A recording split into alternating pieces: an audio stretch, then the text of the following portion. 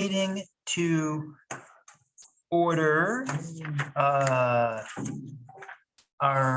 Actually, before we move to our first order of business, maybe we can just do introductions for folks again, starting with Garrett. I'm Garrett. I live in Monmouth. I've been there for about 18 months now. And yeah, so I grew up in Mechanic Falls, and my wife and I moved here not that long ago. I worked down in Portland as a financial advisor. Chelsea, been here for 8 years. I am a counselor in private practice, and that is that. What do you do for them? I'm a counselor, private practice for drug and alcohol. Oh, gotcha. Okay. I might need you a little bit. So you can stay on that, don't you worry. Dan Roy, I've been here since 2005. Fire chief here in town. I have a business on Main Street, do fire investigations for insurance companies. Here, I give more of myself to the community. How much more is left? You want something done, you find a busy person. You got it. That's my philosophy. That's why I asked you. Hi, I'm Dennis. I run Cumston Hall, and I have been involved in Monmouth in one way or another since 1998. Believe it or not. And I am excited to have Cumston Hall be sort of an integral driver in some of these discussions, because I think it's the best place. No, I'm absolutely biased. There's so much bias. Shameless. And I'm Reagan Larshall. I'm the Economic Development Consultant for the town. And I'm Ken Ackley, from Monmouth since forever, since high school, since before high school, when he was my teacher. And I did not know that. oh yeah, spelling teacher, 8th grade, Chris Sanborn and I. We used to give him the business. Of course you did. Yeah. That was his job. And I'm glad that we've been able to pull this committee together. And tonight should be an interesting night. We're going to talk about tax increment financing, high finance. Before we do, we should ask for feedback on last meeting's minutes. Thank you for producing the minutes. Were there any corrections or suggestions for the minutes from last time? Oh, I just got them. Wait a minute. Are we doing motions and things like that? Oh, okay. I would move to accept the minutes. Right here a second. Second. There we go. Discussion? Any corrections? All in favor? All right. Unanimous. Yay. So tonight we're going to talk a little bit about, well, we've got a bunch of topics in front of us for the next couple of months. The topic we're talking about tonight, tax increment financing, is important. The timing is important because we think we might have some recommendations that we would want to make to the select board for some changes to what already exists in Monmouth. And the timing of those recommendations is important because in order for those recommendations to pass through the legislative process and become changes that are reflected in the town, in the ordinance, we have to go before the voters. The election, the voting, the official town meeting happens the first week of June. It's a bit of a process to get the ballot ready, so there has to be a public hearing, and that takes a little bit of time to make sure that stuff is prepared for a public hearing and then prepared for being voted on. And so that's why we're sort of putting this item first, so that we can, if you folks think it is wise, make a recommendation to the select board, and if they think it is wise, put it on the ballot for the voters to consider in June. So with that said, I'm going to hand this over to Reagan, who's going to do a little primer on what TIFs are, Yes. and then also a little bit about I mean, I guess we'll have some conversation about how Monmouth's TIF is working and what some of the suggestions might be for us to consider. Oh, and by the way, Ally sent me an email, just in case anyone's curious. Ally is unable to make it tonight. She had a little family emergency thing that happened yesterday or day before, and she sends her regards. Great. And Ken, before we get started, I want to make sure, so if this committee wants to recommend an amendment to the TIF district, do you have a sense of what I think basically we would need to tackle that at the next meeting? At the next select board meeting? Yes. Yeah. I mean, no, at the next, this meeting, Well, let's just think if we can, because that would be in April. April, What's the time frame for getting things ready for the June election? And then, of we course, would, the select board would need to make a decision by the end of April. Or as soon as possible, actually. Yeah, I mean, there's a lot of moving parts that are going into the ballot measure itself. I think this particular ballot is gonna be crowded with a bunch of warrant items that are gonna require some attention from the select board. So the sooner we can make a recommendation, absolutely the better, because if we wanted to have a clear and thoughtful hearing in front of the select board, then we need to give them plenty of time to digest it. They're looking at, I don't know, there's probably half a dozen different issues that are going to take up a lot of bandwidth from the select board. So, and this one is probably going to require some conversation at the select board. right. Friday, April 29th is the answer to that. If, well, technically that's true. Yeah, from the election day. Yeah. That's when your draft warrants are due. But if you want to get in front of the board. But if you want to get in front of the board. Right, no, it's way And, before that. and the board wants to talk about it, yeah. Yeah. Yeah, so But that's just- my goal would be, and I don't know if we're prepared to do this tonight or if we can wait one more meeting. My goal would be to have a recommendation tonight, at least in principle. That's, And then maybe we can hammer out the specifics at a later time.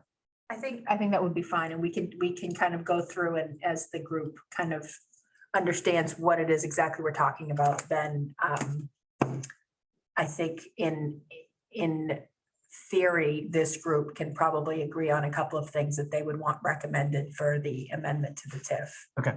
So we'll go from there, but we'll start with tax increment financing. Let's see. Okay, all right, so I do a lot of talking during this presentation because tax increment financing, for people who have never dealt with it before, is not necessarily intuitive. And what I'll say to start kind of big picture is that this tool, TIF, is probably one of the most powerful municipal economic development tools that a town has to work with, because it's very flexible and it gives the town a lot of discretion on how they set it up, how they use the funding, and how to incentivize business and development to come into their town and where they want business and development in their town. So this process allows for all of that within a TIF district. So basically, this is a law. It's in statute, and it's a tool that is supposed to be used by towns and municipalities to fund local community projects and attract new investments. So that's generally the goal, and we'll talk about that a lot more specifically going ahead. And at any point, if you guys want me to stop and explain something, please feel free. But unfortunately, TIF has a lot of jargon also. So we're going to try and get through all of the jargon and then help you kind of fit it all together. There's no real easy way to do this, unfortunately. So A TIF, as I said, is used to stimulate private sector investment and job creation in certain locations in the town. And it's actually, a TIF district is actually a physical, there's a map and you draw physical boundaries around certain lots or multiple lots in a town, and that is literally your TIF district, okay? So that's something that the select board or the city council maps out and identifies specifically by lot as to what properties in their town is in a particular TIF district. And the reason municipalities create TIF districts, and maybe some people who may have been here when Monmouth's TIF district was created, but there's a couple of different scenarios. The first scenario is that a developer is coming to town, and let's say it's a Walmart, but a Walmart would never ask for TIF, but a big business that is bringing a lot of value to the town, either in municipal valuation because they're going to build a $10 million building in the middle of Monmouth, or that they're going to bring 25 jobs to Monmouth. There's something that they're bringing to the town that is of value to the town. And so when that's the case, sometimes a developer will come to the town and say, we'd like to make Monmouth our home. We really think this is important. We think you have a great workforce, but we're going to ask you for some of our tax money back as an investment in our business, because we're bringing you something. We're bringing you new valuation. We're bringing you a bunch of new jobs, something, whatever it is that they feel that they're offering to the town, and we can be of value to you. So they might come to the town and say that they'd like a TIF district, and they would like a certain percentage of their new taxes back from what they're bringing to the town. That's one scenario. Another scenario is if you have a gas pipeline or a big hotel that may not need a TIF, but is a lot of money. Okay, it's a lot of new value in your town. And sometimes towns want to shelter, which is what this word is here, basically protect the town from changes that would occur because the town's valuation will increase. Okay, so for example, if there were a $15 million investment, yes. I got a perfect example. Yes. A CMP decides to put in a substation in That's right. South Monmouth Right. in 2010, Right. And something like that. I don't know what the value, I didn't look at the TIF before I It's came. like 20 million. $20 million. Okay, so $20 million. Now CMP does not need any tax money back for that property. But what happens is that now, if from the state's perspective, they say, oh, look, Monmouth is way richer because they have a lot more value in their town. So when the state looks at subsidies that it gives back, like aid to education, they say, oh, Monmouth doesn't need as much because their value is higher. So they have more tax money. So they don't need as much aid to education, and they don't need as much revenue sharing. And oh, by the way, since your value is higher, you can pay more in county taxes. Okay, so a lot of times that can be really detrimental to towns in terms of not getting as much tax money back as much money for schools or for revenue sharing, even though they're getting that new valuation, they want to protect against that.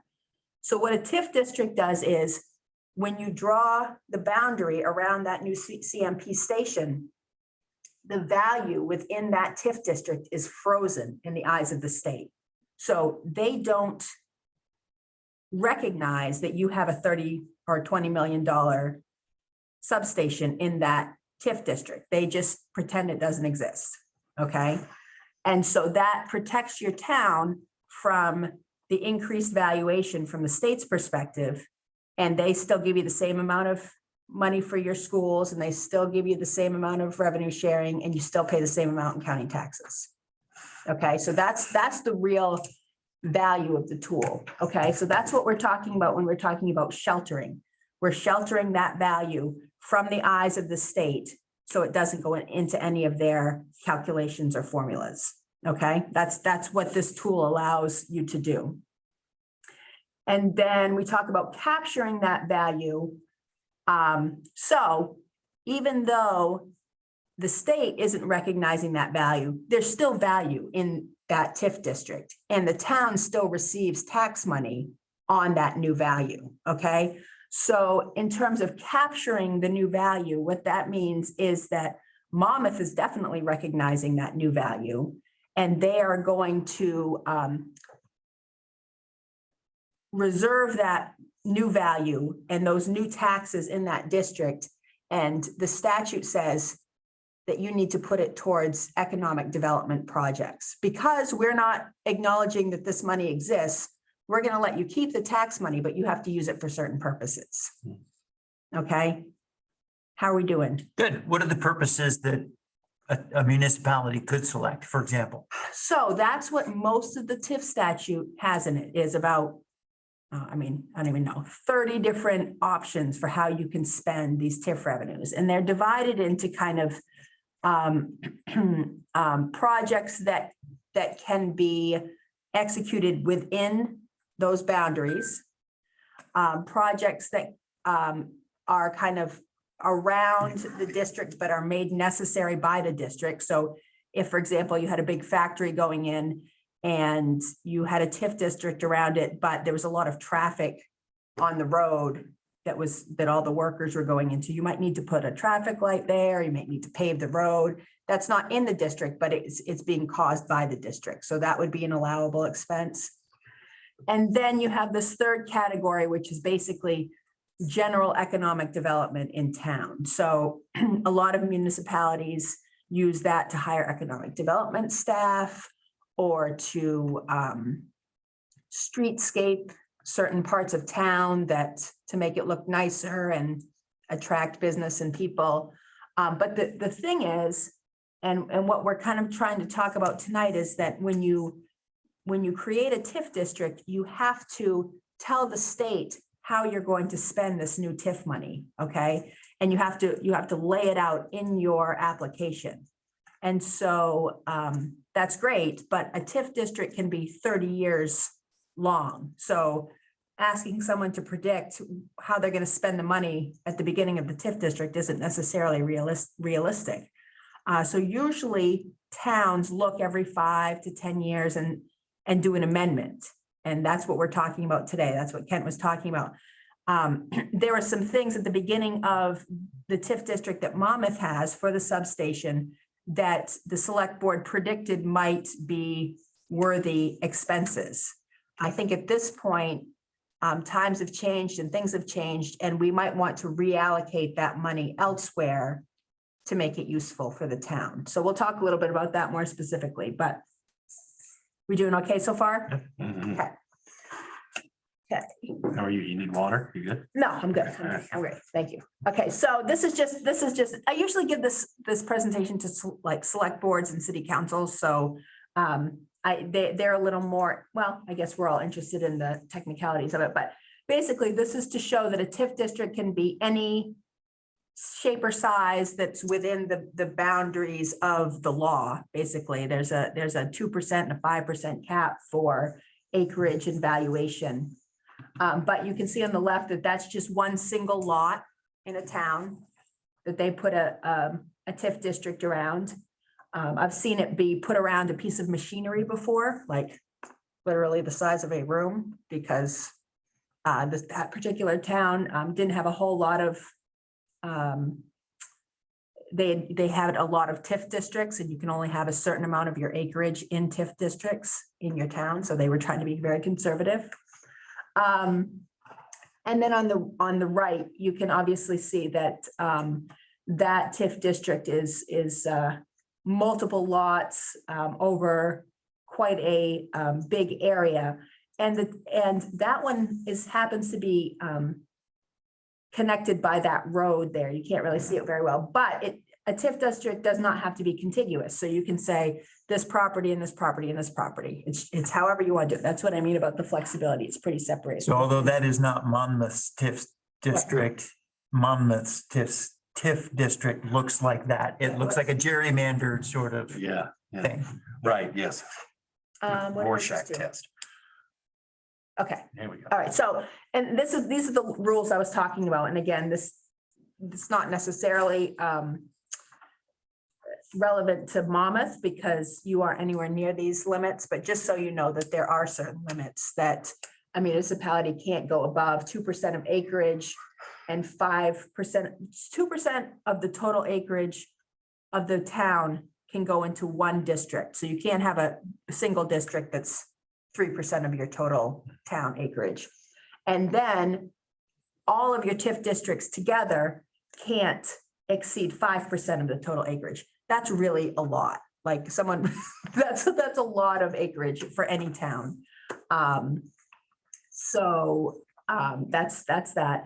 And then again, the value, all of the districts, all of the original values of the districts can't be more than 5% of your town's total valuation. Again, a really high number. Yes. Do you know where our current district stands in terms of these metrics? I do not, but I don't think it is anywhere near either one of the 5%. Yeah. I mean, it's definitely not more than 2%, right? Because that you can't have it, any single district be more than 2%. I'm just wondering, I know there was an amendment to the district a few years after we put it through. And so I realized that amendments actually are possible. Yes. And if we were to consider amending it again through our recommendation, us starting the process of recommending, that perhaps there might be other parts of town that we might consider putting into this district. You could. Another suggestion might be that you create a new district that has a new clock to it. That's Because now, possible. because now you're however many years into this district. Mhm. And so it's also sometimes cleaner and easier just to have a whole different district. Possible. So, And so when you say the clock resets, so if you have a 20-year one, if you do a new district, that clock begins again On a new district. on a new district? Yeah, gotcha. yeah, so as you're adding properties to this old district, the longest this district can be is 30 years. Mhm. So if you had a developer who came in and said, I want a 20-year credit enhancement agreement, or I want my taxes back for 20 years, for example, that might not fit in with the window of your TIF district Mhm. necessarily, or there's a whole bunch of different examples as to why adding property versus having a different TIF district would be helpful. So Okay. I would look at it on a case-by-case basis, basically.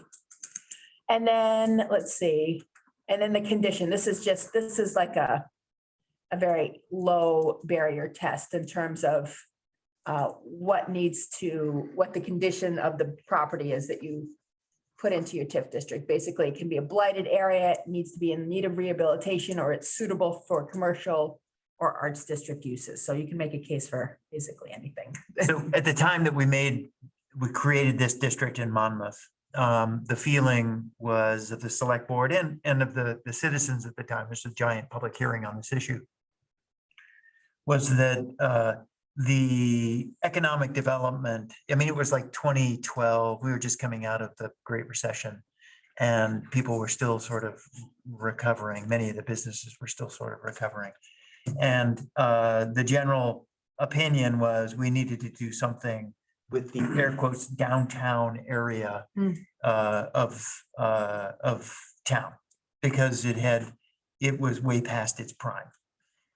We'd lost a restaurant, we had a number of vacant buildings, dilapidated buildings. We had a lot of, diamond in the rough resources down there. Right, yeah. But we had no means, Potential. we had no means for actually turning them into diamonds. So the town beach, for example, was something that has gotten a lot of resources from the TIF district over the years. So anyway, it's that part that we were focusing on in 2012 12 or whatever, the blighted area part. Right. We went around and kind of circled all the places where there was an empty building, vacant building, or buildings that look pretty ragged. And that's why, that's where these resources got directed. Right. Good, yes, and so those were, as Kent's saying, those are in the TIF district, which includes the CMP substation, right? So that means that new tax money from the substation can be used in the TIF district for some of this blight and dilapidation, which is probably why it was included. Okay, so this is again what I was talking about. This is just the application to the state. I want to make sure we stay on time here. This is the development plan. This committee would review an amended development plan. It would go to the select board. The select board would approve having a public hearing on it. And then this application would need to be approved at, you guys don't have a town meeting, town vote, right? Yeah, town vote. It's technically a town meeting, but it's a vote. It's Private voting, right? Yes. Okay, so again, I'm not going to spend too much time on this because this is kind of what your TIF consultant would do, or your town manager. Basically, this value, this original assessed value is what I was talking about. When you create a TIF district, that value is frozen at and they call that the original assessed value in the district. So as we were talking about Monmouth's TIF district, the value from the state's perspective is the same as it was in 2012. That hasn't changed. Doesn't matter that there's $20 million of investment in there. And then this investment plan, excuse me, is what we're talking about in terms of how do we spend that new tax money that's coming out of that district. And we talked about economic development projects that are in the district, outside the district, and then general economic development. And the reason we have to create this investment plan is basically because the state is saying, you get to keep all of this tax money. We're not going to penalize you with tax shifts, but you have to spend it the way kind of we think you should spend it. Right. On economic, Yeah, on everything's economic gotta development. catch. Side. Yeah, everything's gonna catch. Yeah, nothing's free. Nope. And again, how does the district create revenue? Once again, we're talking about the original assessed value that's in the district. This is vocabulary. Original assessed value we talked about, where the value is frozen at. The increased assessed value is all of the new development that goes on in the district. So you have this increase, and then that percentage that's being captured. I'm not going to get too technical, but usually municipalities capture 100% of the new value in the district because it's just simple. Some municipalities that have a lot of TIF districts, like Augusta, might say, we have so much TIF money and we don't have that many projects. So we're not going to capture all of the new value in this TIF district. We're only going to capture a portion of it, which means that some of the new value in the district would show up in the eyes of the state. Okay, that's not Monmouth's issue, so I don't want to get too much into it. We're going to capture 100%. But some towns and municipalities just don't have enough projects to spend money on, so they'd rather put it into their general fund and use it for whatever they want to, even though they get penalized a little bit. So I'm not going to go over this. Increased assessed value. Again, we're just doing a little math here. You guys, this is not anything that I think is particularly important. Capture and shelter. What is capture inside? It sounds like war It's just like, what are we stuff, doing? Yeah, what are we doing? war tactics. People coming. Again, just talking about, capturing and then hiding the value from the state legally.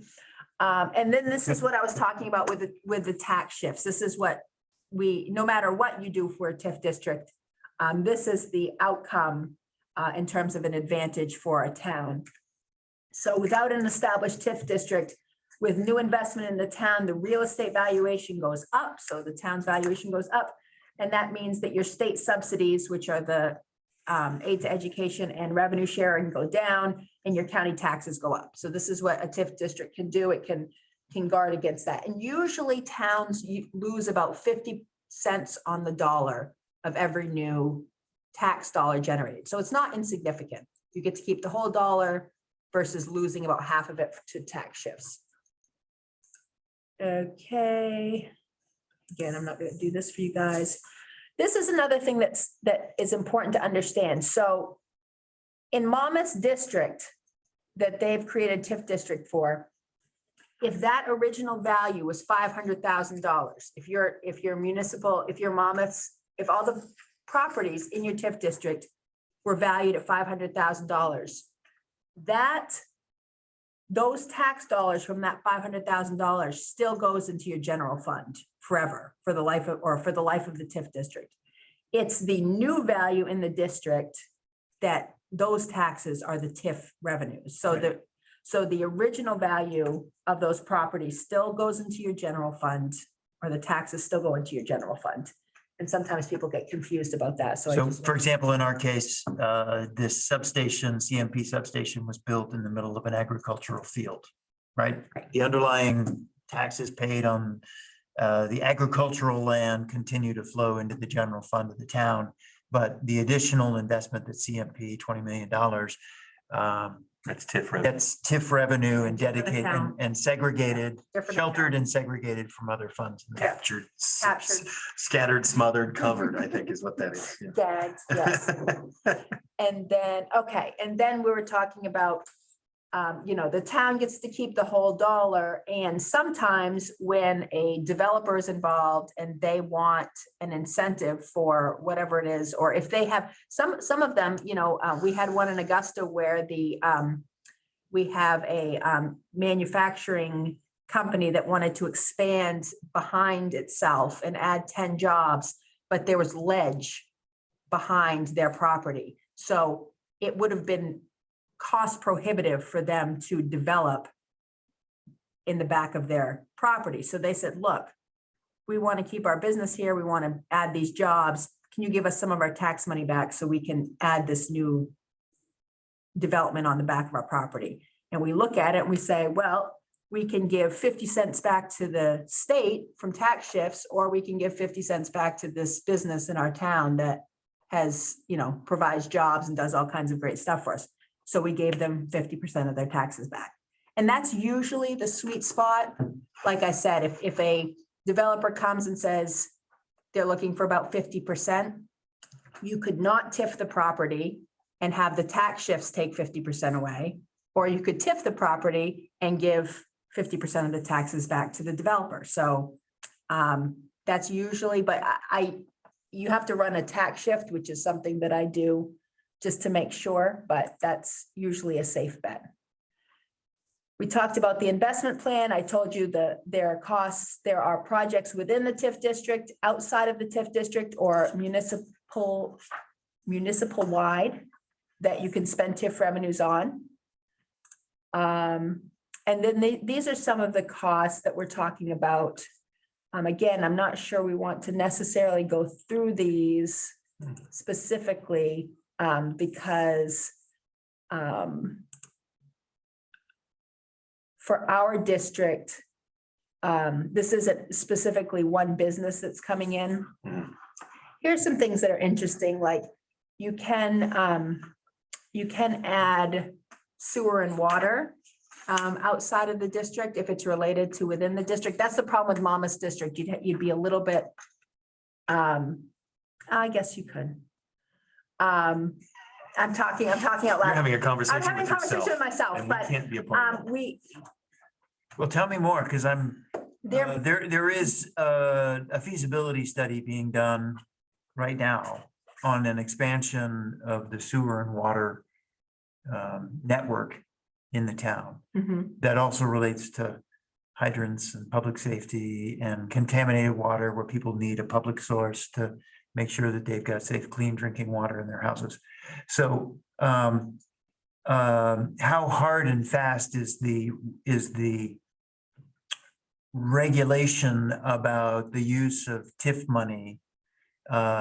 Because what's being contemplated is outside of the existing geographical district. I guess the thing that I always say is that it would need to pass the straight face test. Mm, And so, you know, if it's out 15 miles from the Tif district and we're saying it's outside but related to the Tif district, then that's, 60 feet. Yeah. Across the highway. Starts. yeah, it is. Yeah, I'm but, with you. you know, I mean, that is something to kind of strategize around in terms of if there's other properties to be added to the Tif district and how close are they to what it is you're trying to. 60 feet. Yeah. So that's kind of the trigger for my question earlier about the potential for expanding our district. Mhm. Um, Or creating, oh, yeah, I guess you wouldn't want to Or- create a new one because there'd be no value in that district. So you wouldn't Right. be able to use TIF revenues on it. Right. What is do we have any sense? Is there some resource to see what the Monmouth district is? Do you? Oh, yeah. Oh, okay. Yeah. All right. I have the plan. All right, yeah, yeah, Yes, just because I'm curious now. Mm. My interest is piqued. yeah.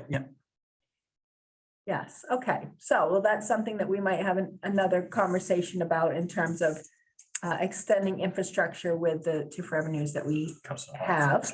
Yeah, that's right. Good. I did see that arts organization. yeah, right. And then, let's see what else. And then outside the different districts, so some popular ones with municipalities are economic development programs. Augusta pays for all of their economic development staff and office with TIF revenues. Marketing funds for downtown arts programs, revolving loan funds, which Monmouth does do, and also has facade improvement programs that are funded with TIF revenues. There are childcare opportunities if the town wanted to open a childcare type situation, and then also recreational trails is also a We very. rewind to tier 2, Uh-oh. public safety. Just, we can talk about it. I was gonna say, I don't know how to pick. I was under the understanding that public safety or town Here we go. properties Public safety is on there. So, could yeah. not apply for TIF funds. What they can do is, what you could say is that the CMP substation, if there was some sort of emergency there, then we would not have the capacity to take care of that with the, Existing equipment. what we have. And so the thing that gets tricky is that, you know, they won't let you pay for a whole souped up fire truck. I was gonna say, or a public safety building. Right. Yeah, You which is you a could town allocate a structure. certain percentage to it, but they wouldn't let you do the whole Right. thing, for example. And they just passed an amendment to the TIF because Augusta wanted to use some of their TIF revenues for their new police station. So they did work that through the legislature a couple of years ago, and some small percentage can also be allocated to police stations too. So, but that's also something, again, if there's, no matter what, I would probably recommend, and you can talk to your TIF attorney about this, but that some percentage of the TIF be going to public safety, just based, if it's not already, just based on the idea that you're responsible for covering that area where the substation is, for example. And that's the real goal, is to try and get expenses that are in your budget paid for with TIF revenue. That's the ideal scenario. So now you're kind of offsetting your budget. I mean, your regular budget from the general funds with TIF. Yeah, but the concern would be that if you do that and the TIF runs out, then your budget's gonna go up. Right, so you do have to, and there's mitigation that needs to happen as you get towards the end of your TIF district, whether you kind of buffer that with another district that's coming online as that one's coming offline. It's towns are just, the TIF statute is about 30 years old now. I mean, so towns are just kind of starting to experience that, but it is a real, it's definitely something that needs to be considered. I just like to look for creative ways, like we got our parking lot paved, at the firehouse. because we do a lot of community involvement downtown and people, it's an overflow parking area. So our previous town manager was pretty creative passing that street face test to, utilize TIF funds to help fund that project. And I recently reached out to our town manager to ask about putting in a 9/11 memorial at the front of our station, which I felt would be a good place for people to come and sit and reflect on that tragedy. And we'd have an annual event where we have a memorial service and brings people to the community. That was turned down. So he said he looked for something that could fit and he couldn't find anything.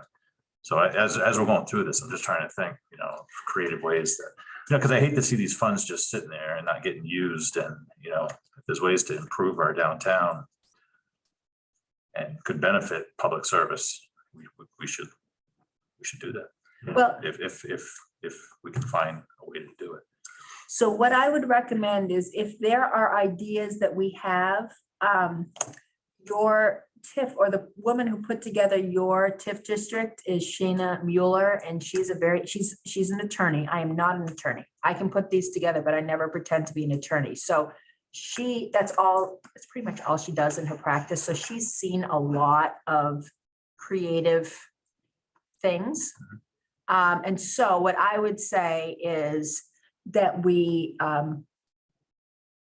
get together a bunch of these ideas and just, kind of ask Shayna, like, do you think that these would pass muster? And the issue is that more recently, I guess when LePage, so maybe, not super recently, but in the last 5 or 6 years, the person who approves these applications has become the old administrator left, and this new administrator has kind of a different interpretation that's much stricter than the prior one. So I like to pass things by an attorney just to see if I have a leg to stand on before I start being creative with my investment projects. But it's definitely worth a conversation, just giving scenarios and figuring out, could we add fire safety? Is 20% reasonable, is 10, whatever it is, just keep kind of having the conversation and asking, we're talking about maybe some sort of remembrance or monument, or how would you need to phrase that so it would get approved type of thing. So that would be my thought. Thank you. Okay, so rolling along here. And then downtown TIFs. Now, this TIF district seems to include some of your properties in your downtown, if I recall correctly. And that's probably because a downtown TIF requires a downtown development plan, which is a long and, it's a process to put together. It's public input and it's planning, and it's a great exercise to do, but I'm guessing that because you had an actual project of value that was going into this TIF district, they wanted to be able to use those funds in your downtown. So I understand why they did not create a downtown TIF district, but you do need a downtown redevelopment plan if at any point the town thinks that is useful. And So the downtown plan is a different flavor of TIF than just a normal district? Yes. Okay, gotcha. Okay. And it has some advantages. So when you have a downtown TIF, it can be as big as your downtown is. Gotcha. So, and it doesn't count towards any of those limitations that I talked about. There's a couple of other things that make a downtown TIF super special. Yeah, so that's where we are. And then we also have affordable housing TIFs, which go through Maine State Housing Authority, and those have requirements for 60% AMI for some of the units, and it's usually apartment units. They can't make like a neighborhood and sell houses or anything like that. But and then a transit-oriented TIF, and I don't think there are any of those that have ever been used in the state. So not necessarily relevant. And then this is just a review again of all of the things that we talked about today. Municipality designates a specific geographic area as a TIF district. The assessed value in the district at the time it is established is the original assessed value. New taxes generated in the district are captured as TIF revenue. The municipality adopts a development program describing authorized uses of the TIF revenue. That's your application. And then the municipality may approve the negotiation of a credit enhancement agreement with investors. And that's basically how businesses get their taxes reimbursed to them. And yeah, so then we just go over this again. I did that. So let me give you a little bit of history on what has happened in Monmouth with its TIF since 2012-ish, something like that. Yeah. And Doug, feel free to jump in because Doug's been on the select board continuously since then. So So you can, we're 10 years in, basically, basically, yeah, and it was 20 years for the CMP project, right? 20-year TIF. So we're at the halfway. We got 10 on the TIF. So, in the course of that time, some funds have been collected each year and set into this separate account for economic development. And up until this point, most of those funds have been spent on just general improvement of the downtown area, specifically the beach area with, reconfiguring the parking area, putting in bathroom facilities and changing rooms down there. In the pipeline, we have a sidewalk project dedicated to the downtown area. There's a couple of other projects that are, one other project that's also going to be happening simultaneous to the sidewalk project. DOT is going to be doing some work on drainage. So those two might have to intersect, and like the slower project is going to determine the pace of how quickly that happens, simply because we don't want to have to redo something that we just did. What else have we done with those funds, Doug? Facade grants. Other than helping out certain like the jack straps and your building. Right, we had one credit enhancement agreement. Right. Right, the former owner of Dan's building had And now the current one. now the current owner. The Helen Melody Hall was created There you go. due to some TIF money. Okay, Did you guys say the museum?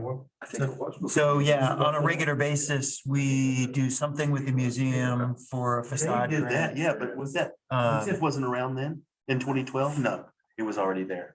Okay, I think it was already done. yeah, okay. I'm sorry, I thought that was it. And then there's, I thought we had a downtown development plan, but I'm surprised that Reagan, you didn't come across it. I did. It was created in 2017. Okay. There's a downtown development plan. Okay. Have I missed anything? just museums applied for money, I think, was that part of facade? Almost every year. they- Yeah, painting. The Yeah. the facade grant is funded by the economic. And what about Development the, what do you call it, the event downtown? Yeah, so we have a bunch of events, Apple Fest Applefest. and the 4th of July Beach Party, yeah. received some funding from the town to offset their expenses. I mean, it's modest. It's probably. It's been anywhere from 1 to 3,000. Yeah. I would speak to that and actually have a question. Last year, when I was going through and doing some of the budget, I was looking at budget stuff for the town and I happened to see about events.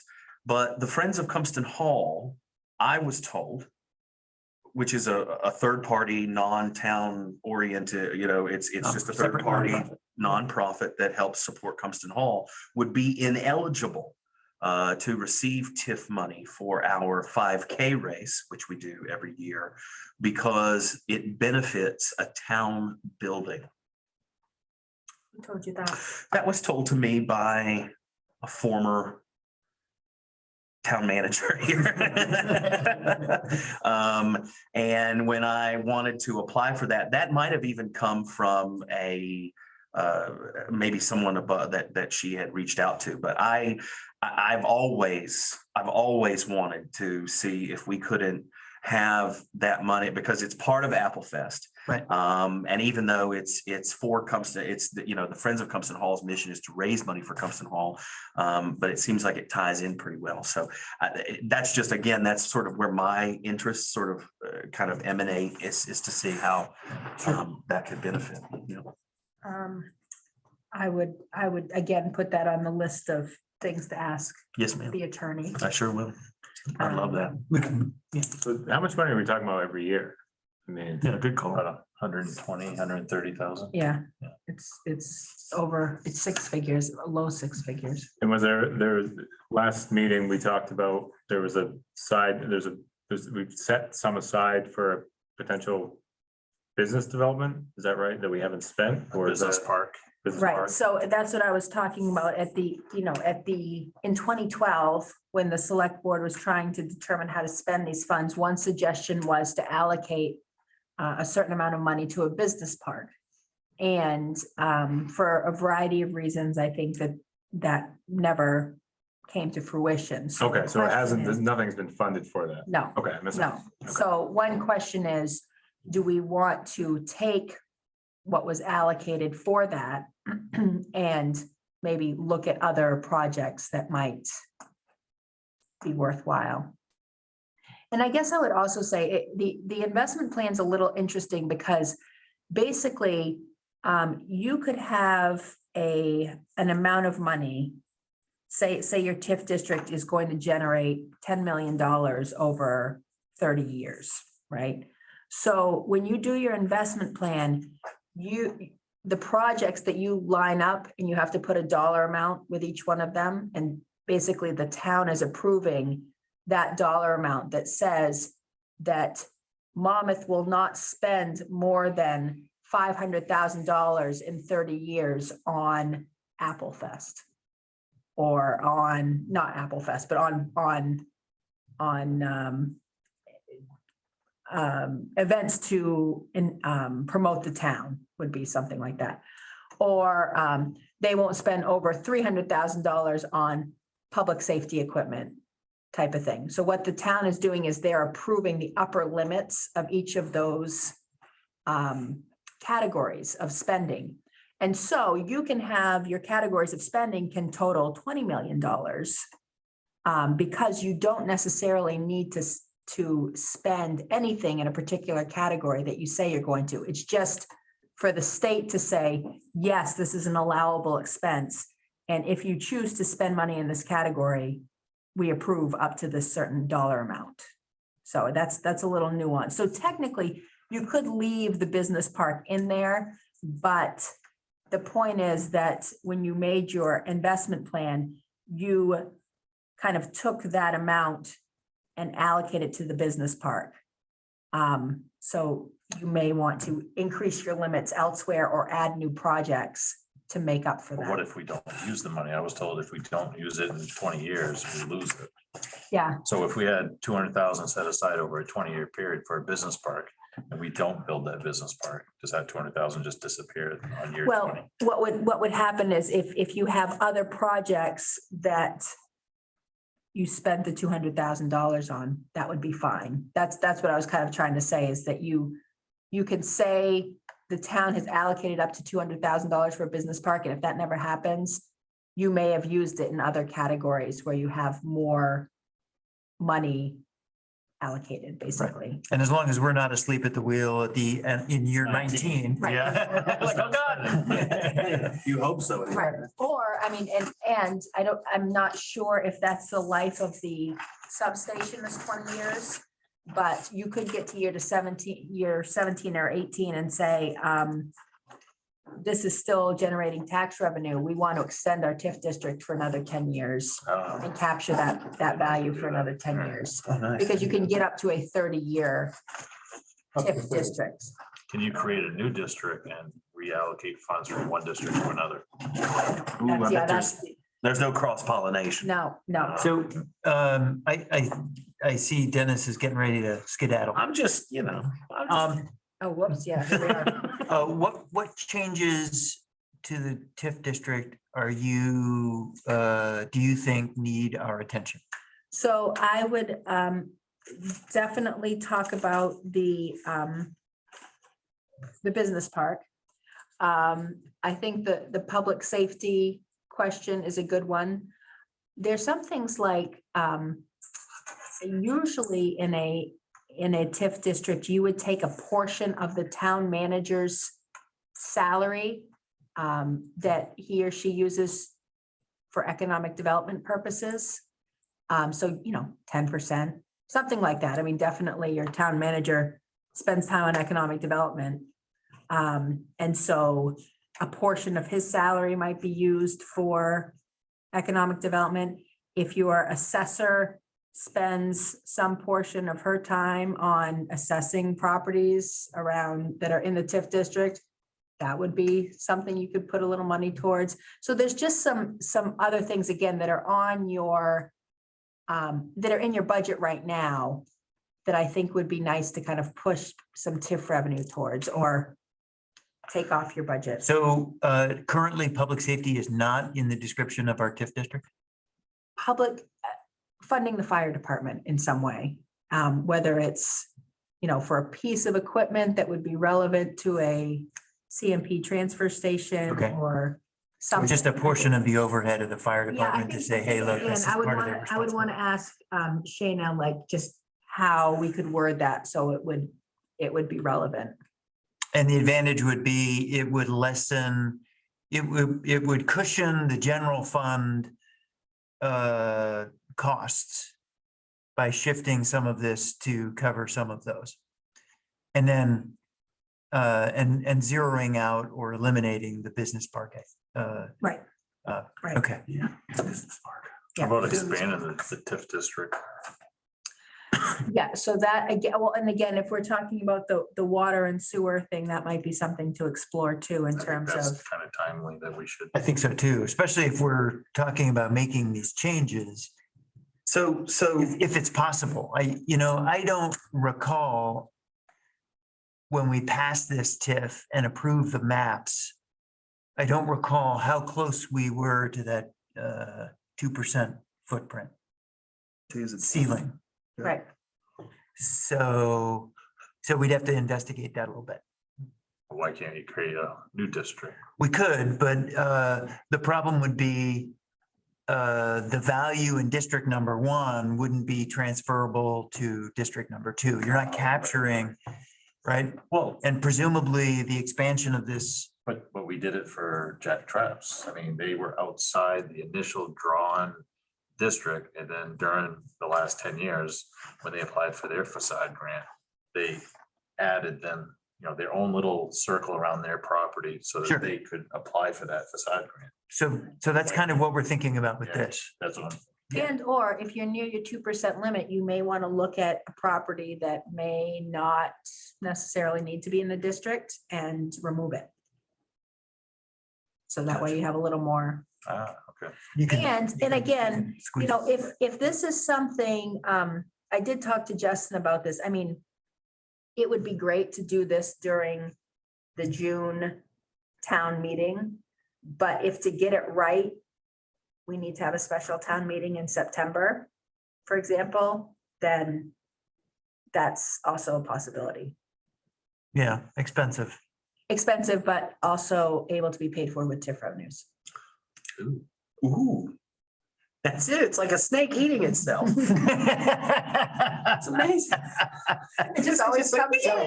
So one of the reasons I asked Dennis to be on there is for the entertainment value. We're gonna be sitting here all night. Let's have some fun.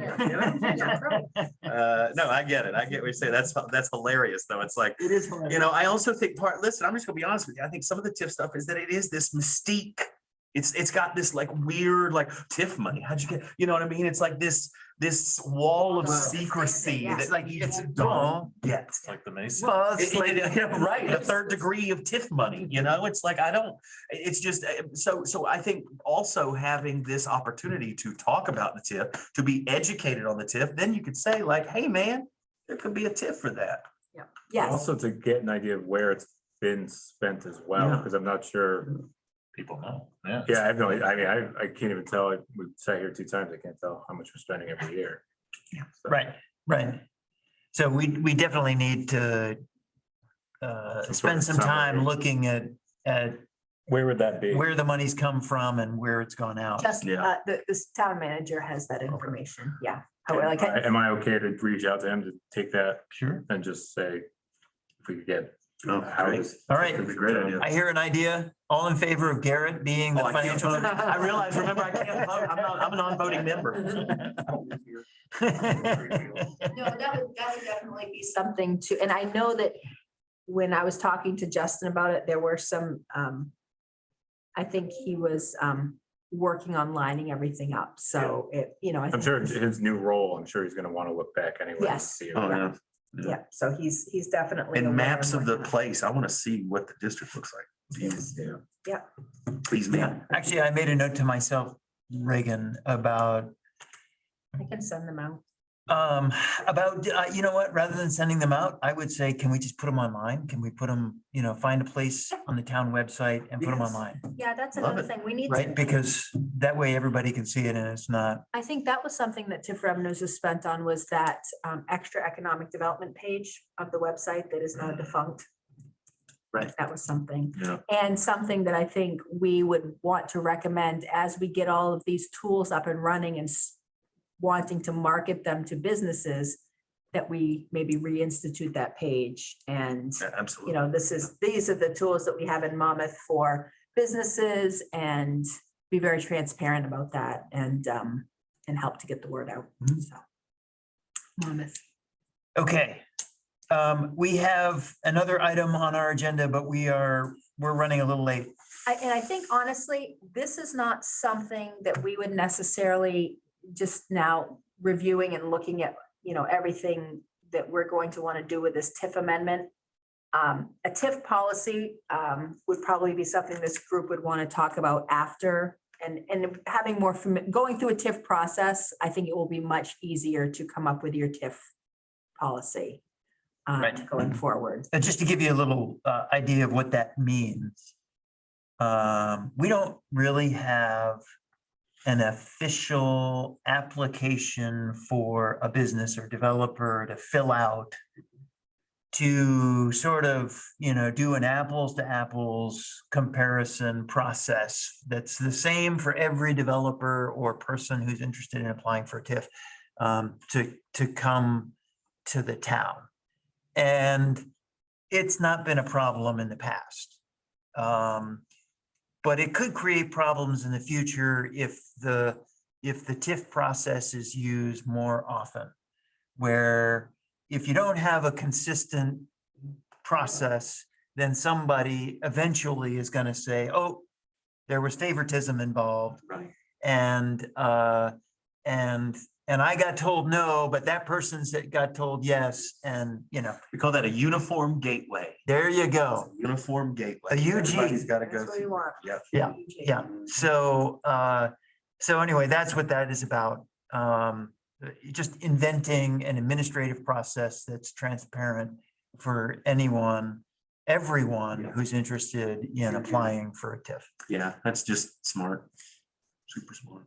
So, all right, so what I'm hearing is some good ideas. Maybe what I'm also hearing is that we're at the end of our time tonight and that we should spend one more meeting on this topic. And that the select board, select board's gonna have to wait for recommendations, specific recommendations from us until after our April meeting. And we'll put it in their lap as to whether they want to work on it for this ballot or not.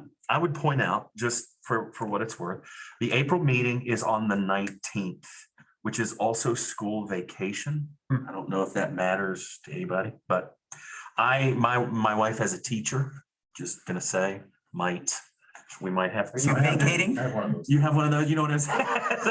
Are you vacating?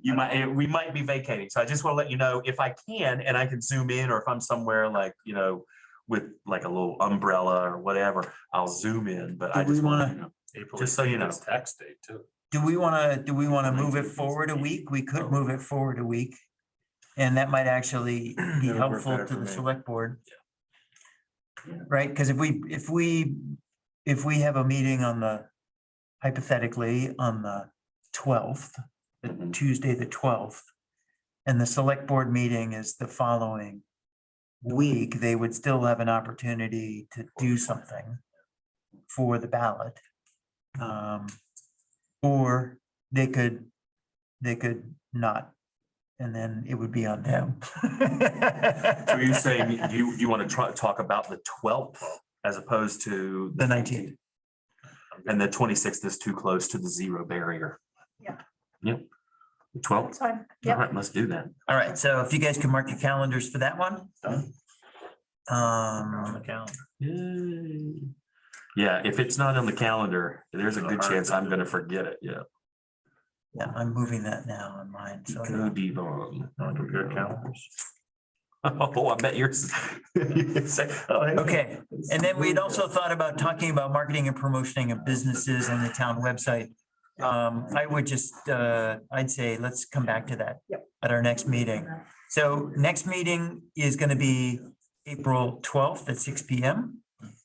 Is everyone cool with meeting in person with a Zoom thing? Yeah, zoom off. Yeah. That records the meeting, and if someone wants to participate from the public, they can. Mhm. And, People from the public can attend this? oh yeah, Oh, I didn't that's know. what Doug's here for. Doug's the public. Doug is the public. Yeah, yeah, the Zoom link is on the town website, Doug, I like your bag, bro. so they can just, Yeah, because I've had a couple of firefighters ask. Yeah. Oh, secret squirrel stuff. no. Good, no, absolutely, people are welcome. Yeah. That would be a good thing. And, So was anybody else Thanks. attending tonight? No, just us. it was just us chickens. That's I was wondering if Big Brother's watching. That's right. That's right. Zuckerberg. Do I? You there, Zuckerberg? Do I hear a motion to adjourn? And a second? Second. All right, all those in favor?